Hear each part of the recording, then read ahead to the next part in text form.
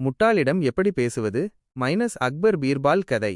ஒருமுறை பேரரசர் அக்பர் தன் அவையில் வீற்றிருந்தபோது ஒரு புதுவிதமான கேள்வி அவர் மனதில் உதித்தது. அவர் தன் நம்பிக்கைக்குரிய ஆலோசகரும் மிகுந்த புத்திசாலியுமான பீர்பாலிடம் திரும்பி கேட்டார். பீர்பால், நான் உன்னை கேட்கிறேன், ஒரு முட்டாளிடம் எப்படி பேசுவது?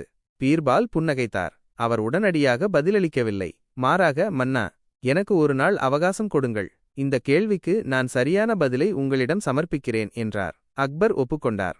மறுநாள் பீர்பால் அரச சபைக்கு வந்தார். ஆனால் அவர் தனியாக வரவில்லை. அவருடன் ஒரு சாதாரண கிராமத்தான் ஒருவனும் வந்தான். அவன் அழுக்கான உடைகள் அணிந்திருந்தான்.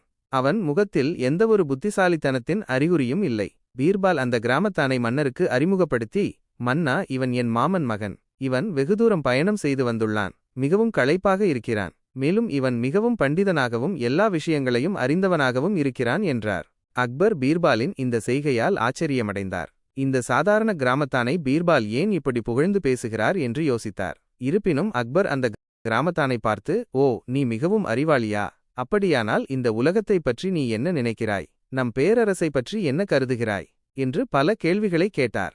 ஆனால் அந்த கிராமத்தான் எதுவும் பேசாமல் மௌனமாக நின்றான். அவன் கண்களை திறந்து அக்பரை பார்த்தான்.